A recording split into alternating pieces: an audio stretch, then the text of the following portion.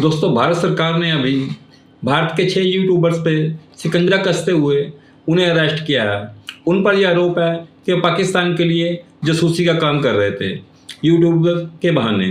दोस्तों, एक तरफ तो हमारी सेना पाकिस्तान के मंसूबों को नाकाम कर रही थी, उनको मुंह तोड़ जवाब दे रही थी। दूसरी तरफ ये यूट्यूबर्स अपने स्वार्थ की खातिर भारत की गोपनीयता को विदेश में पैसों की खातिर बेच रहे थे। दोस्तों, पाकिस्तान के लिए ये लोग काम कर रहे थे और यहाँ पर एक पाकिस्तान का नैरेटिव गठित करने की कोशिश कर रहे थे। दोस्तों, जैसे कि स्वर्गीय मेजर विपिन रावत जी ने कहा था कि भारत को लड़ाई 2 मोर्चे पर लड़नी पड़ेगी, एक पाकिस्तान के साथ, एक चीन के साथ, एक आधा मोर्चा वो है जो हमारे देश के अंदर गद्दार बैठे हैं। परंतु दोस्तों, मेरा मानना ये है कि आधा मोर्चा नहीं, ये भी एक अलग मोर्चा है।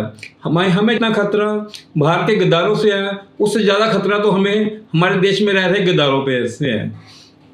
दोस्तों, बाहर के लोगों का मुकाबला भारत करने के लिए सक्षम है, लेकिन जो हमारे देश के अंदर हमारे बीच में रह रहे गद्दार हैं, जो देश के खिलाफ कार्य कर रहे हैं, देश का वो डिफेम करने की कोशिश करते हैं, हमेशा देश की नीतियों के खिलाफ जाते हैं, उनके खिलाफ कार्रवाई सरकार को करने की जरूरत है। दोस्तों, ये आज बहुत से ऊंचे ऊंचे पदों पे बैठे हैं, बहुत बड़ी बड़ी पार्टियों के नेता हैं, बीच में शामिल हैं, परंतु सरकार इनकी तरफ कोई ध्यान नहीं दे रही। छोटे मोटे यूट्यूबर्स को पकड़ लिया, अच्छी बात है। जो भी देश के विरुद्ध कार्य कर रहा है उसके विरुद्ध ऐसी कार्रवाई होनी चाहिए, उनको अरेस्ट किया जाना चाहिए।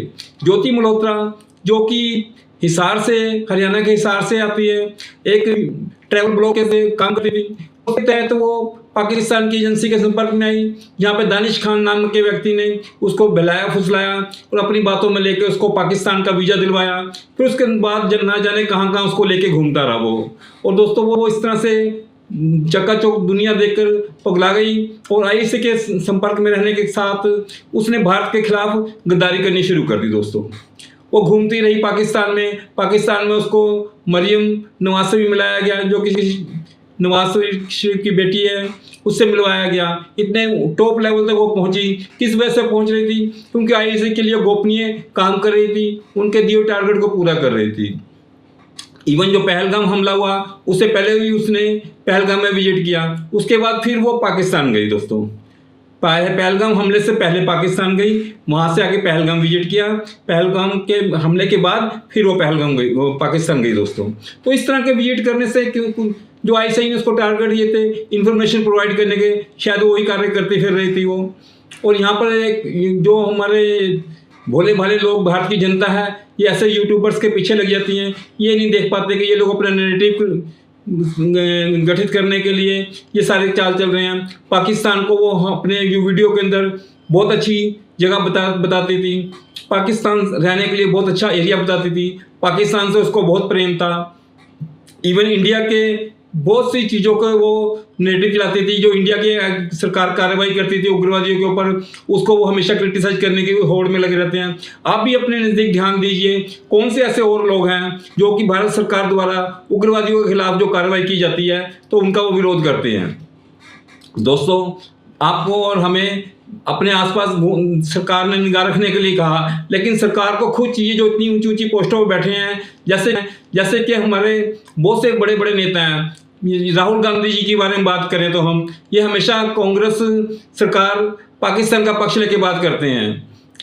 कांग्रेस सरकार का कभी साथ देने की नीति नहीं करती। एक तरफ तो कहते हैं सरकार का साथ दे रहे हैं, हमेशा राहुल गांधी ने जो पाकिस्तान के अंदर एक झूठा नैरेटिव फैलाया जा रहा है कि 5 राइफल मार गिराए हैं, राहुल गांधी उस बात को कह रहे हैं पार्लियामेंट के अंदर बैठकर, जो कि उनके हाथ में, पाकिस्तान के हाथ में टूल दे रहे हैं कि वहाँ का ऑपोजिशन का नेता भी देखिए ये बात कह रहा है कि पाकिस्तान ने 5 जहाज मार गिरा दिए राफेल इंडिया में। दोस्तों, ये एक छोटी सी बात नहीं है कि राहुल ने ये स्टेटमेंट दे दी। इस स्टेटमेंट के पीछे राहुल गांधी की क्या मंशा है? क्योंकि राहुल गांधी, जैसे कि आप जानते हैं, पाकिस्तान के लिए सॉफ्ट कॉर्नर है और चाइना को फ़ायदा पहुंचाने के लिए काम करते हैं। इस समय चाइना जो जहाज बनाता था उसकी जो मार्केट में डिमांड थी और राफेल के आगे बहुत कम होनी शुरू हो गई। राहुल गांधी को परेशान है, इनके आकाओं का ऑर्डर है ऊपर से कि कैसे कुछ किया जाए, राफेल को डाउन कैसे किया जाए, ताकि इनसे के थ्रू वो कहलवाया जाए कि राफेल तो पाकिस्तान ने चाइना के जहाज से मार गिराए हैं, कि ताकि चाइना के जहाज़ों की मार्केट दोबारा से आए, चाइना के पास बायर्स दोबारा से जाने शुरू हो जाए।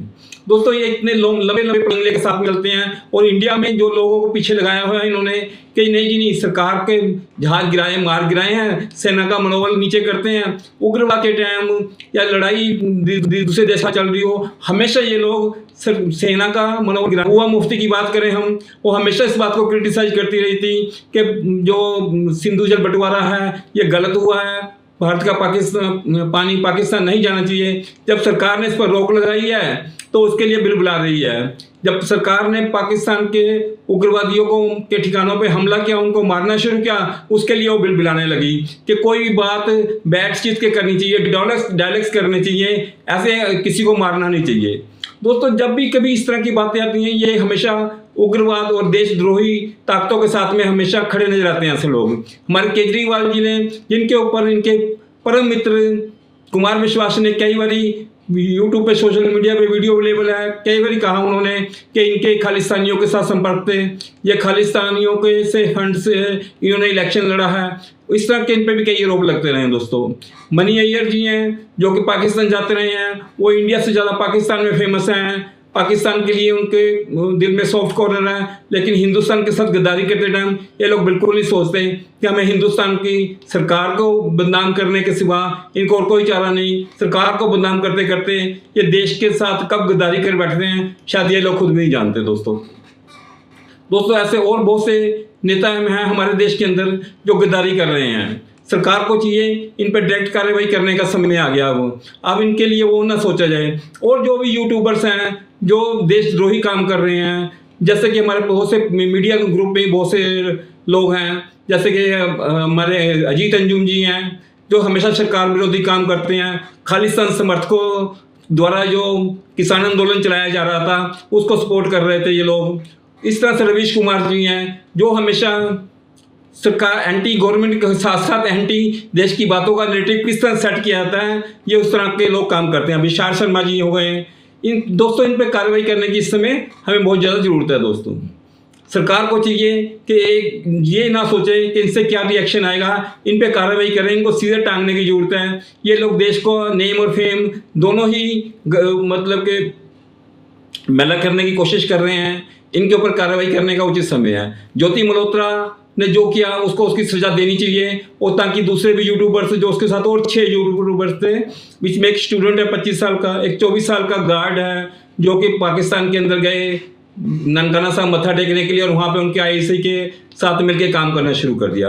तो इसलिए जितने भी लोग आगे और भी जाते हैं, किसी भी ट्रुप के रूप में जाएं, चाहे वो गुरुद्वारे में मत्था टेकने जाएं, चाहे वो वहाँ पे मंदिर में मत्था टेकने जाएं, इन पर सब पे निगाह रखी जाए। इनके जाने से पहले और उनके आने के बाद हर तरह की इन पर निगाह रखी जाए कि ये लोग पैसे के लालच में बहकावे में आकर यहाँ से तो तीर्थ यात्रा के नाम से निकलते हैं, बाद में देश के साथ गद्दारी करने के लिए तैयार हो जाते हैं। दोस्तों हमारे देश में गद्दारी मतलब कि इनके जैसे लगता है कि पैसे के आगे इतने बिक जाते हैं, ये देश के स्वार्थ को भी बिल्कुल दांव पे लगा देते हैं। दोस्तों हर गोपनीय जानकारी, उग्रवादियों की जानकारी, उग्रवादियों पे क्या एक्शन होने वाला है, कौन कहाँ पे आर्मी के ठिकाने हैं, इस तरह की जानकारियाँ सारी साझी करते हैं हमें दुश्मनों के साथ में दोस्तों पैसे की खातिर। तो इनके ऊपर सख्त से सख्त एक्शन होना चाहिए ताकि आने वाले समय में और लोगों को भी पता लगे कि इस तरह के गलत कामों में इन्वॉल्व नहीं होना है। दोस्तों तो सरकार को चाहिए कि जो लोग ऊंचे पदों पे बैठे हैं, ऊंची बातें करने वाले लोग हैं, उनके ऊपर भी कार्रवाई करने की जरूरत है। छोटे मोटे यूट्यूबर्स को पकड़कर बहुत अच्छी बात है, पकड़ा है, समस्या हमारी हल होने वाली नहीं है। हमें सरकार में जो ऊंचे पदों पे बैठे हैं लोग, ब्यूरोक्रेट्स भी हो सकते हैं, उसमें से पत्रकार भी हो सकते हैं, और उसमें से जो टॉप लीडर्स हैं जो हमें सामने ही नजर आ रहे हैं, तो हमेशा हिंदुस्तान को डिफेम करने की बात करते हैं, विदेशों में जाके भारत का नाम बदनाम करते हैं। इनकी क्लिपिंग चला के पाकिस्तान की असेंबली में बताया जाता है कि वो देखिए हमारा साथ दे रहे हैं। ऐसे नेताओं के ऊपर भी शिकंजा कसने की जरूरत है। पाकिस्तान का कोई यहाँ पर एक झंडा लहरा दे तो जो उसके खिलाफ कार्रवाई हो सकती है। जो शरेआम पाकिस्तान का समर्थन करते हैं पार्लियामेंट के अंदर बैठकर, उन लोगों के ऊपर भी दोस्तों कार्रवाई करने की बहुत ज़्यादा जरूरत है सरकार को।